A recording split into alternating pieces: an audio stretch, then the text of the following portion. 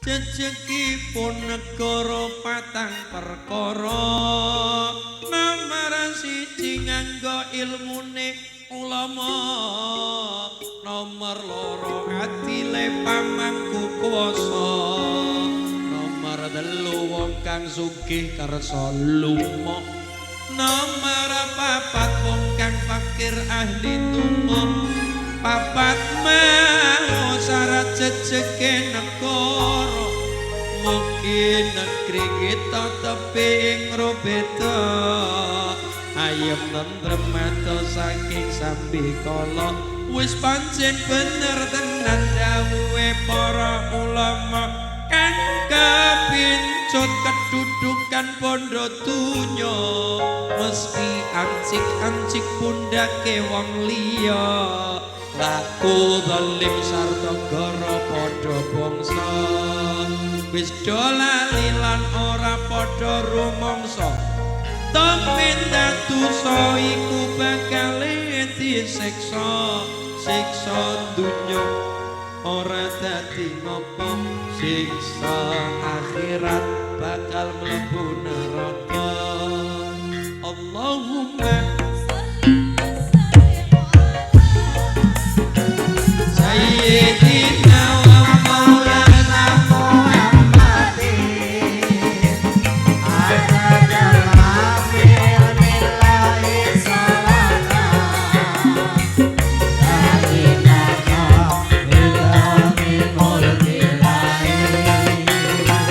Allahumma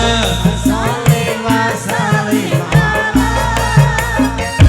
sayyidina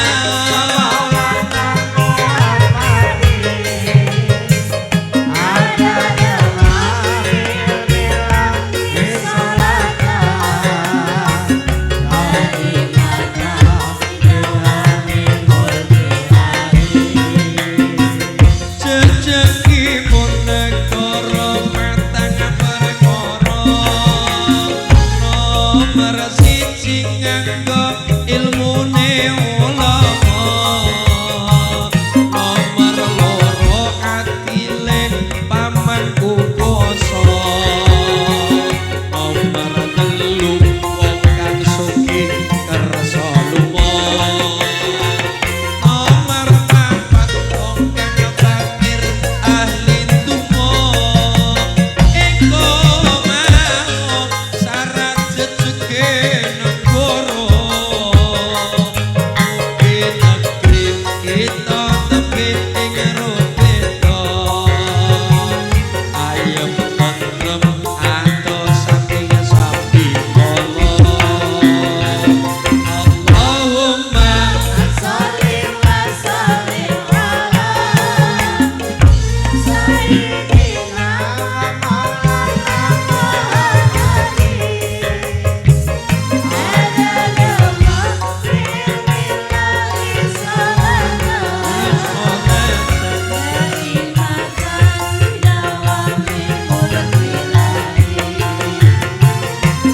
Take